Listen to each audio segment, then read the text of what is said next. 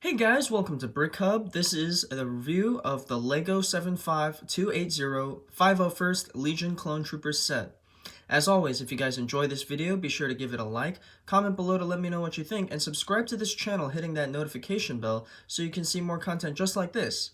Also check out our Instagram page. So as I said before, this is 75280 501st Legion Clone Troopers set. This is rated ages 7 plus, has 285 pieces, and currently retails for about $30. I was able to pick this up at Target for about $26, so you might still be able to hunt it down.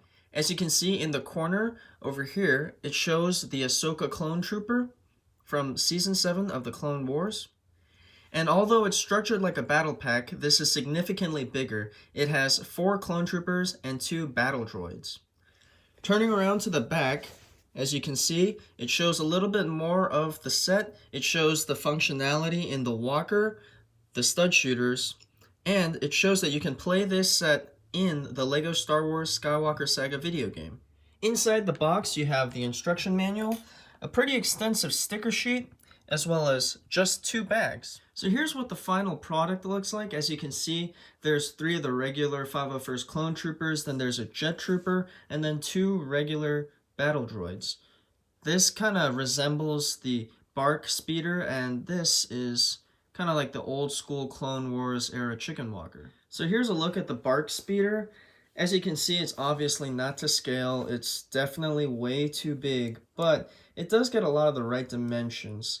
I do like the use of these snowshoe pieces over here to give it that extra detail, and the fact that they have these 2 LEGO rifles clipped on.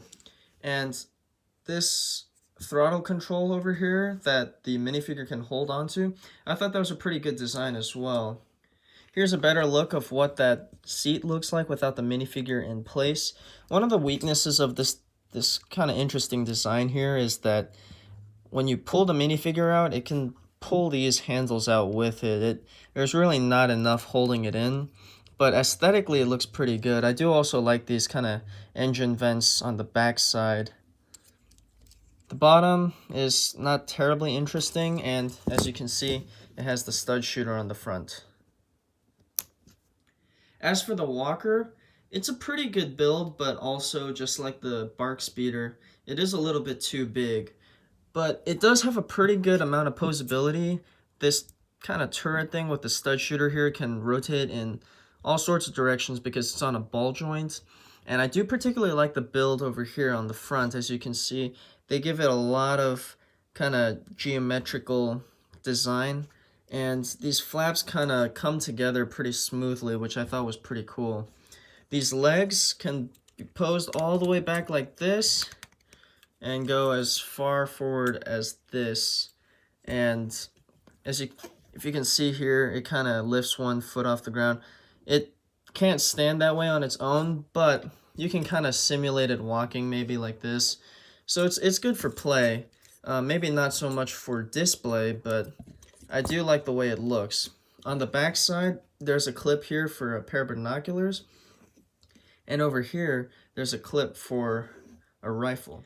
One of the positive designs of this set is when you pull the minifigure out, it doesn't pull the handlebar with it. Just about every walker set in the past has had that problem, and the reason they were able to achieve this time is because they held it in sideways as opposed to upwards.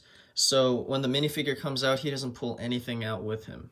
Starting off the minifigures, we have just a plain 501st Clone Trooper. This was pretty big surprise that LEGO actually kind of did this for the fans, because pretty much it was a campaign started by M&R Productions a year or 2 ago, just begging for these battle packs, and they finally gave it to us. Not super happy about the price, but it was a really good figure. Underneath the helmet, you have what is kind of the new standard for the angry clone face. Every clone in this set has the same face. Next up is the 501st Jet Trooper clone. He has a blue jetpack, kind of looking like the ones that Jango and Boba Fett would wear. Underneath the helmet, he has the same face though. And finally, we have just another plain battle droid. Not much to say about it because the design has remained relatively the same since the original. with the exception of the arm. So I'm probably going to upset a lot of people with this, but I honestly don't think this is that great a set. I really like the minifigures, but none of the builds really interested me at all, and even though I am gonna pick up more of these, it's strictly for the minifigures. The builds, I really can pass on them. I think if Lego wants to interest more collectors and fans, hardcore fans like myself, they really need to do a better job of getting these sets to scale. And I know that, you know, most of Lego's customers aren't collectors like myself, so I get it if they never get around to it. But the minifigure selection was awesome. I also do like the fact that they kind of give us a little bit of weapon variance with that long rifle, but otherwise the set was okay. At 24 bucks, I don't regret making this purchase, but I would never buy this at full price of $30.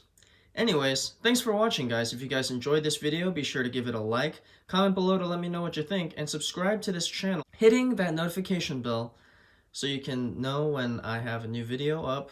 And thanks, guys. Bye.